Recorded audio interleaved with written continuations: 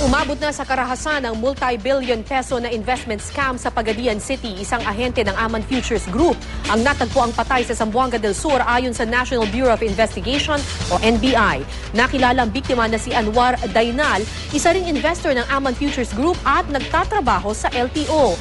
May death threat na raw na natanggap noon si Dainal dahil sa koneksyon niya sa Aman. Samantala, pinaghahanap din ang isa pang kasamahan ng may-ari ng Aman Futures Group na si Emmanuel Amalilio. Ito ang sinabi ni DILG Secretary Mar Rojas sa kanyang panayam sa unang hirit. Taga-Pagadian City si Fernando Nonoy Luna at siya umano ang nagpakilala ng investment scheme doon. Matapos daw maisampang impormasyon tungkol sa kaso sa NBI ay maglalabas na ng warrant of arrest para sa mga suspect.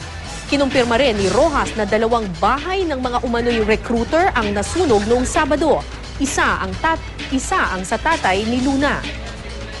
Muli namang nanawagan si Rojas na suriing mabuti ang mga kumpanyang paglalagakan ng inyong salapi. 2 bahay na doon ng mga so-called recruiter, no?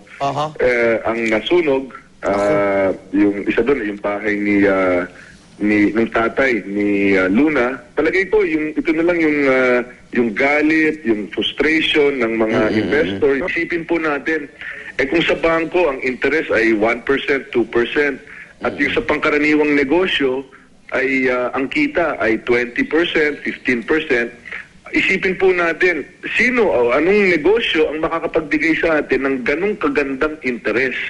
Palagay ko, automatic dyan ay illegal ito.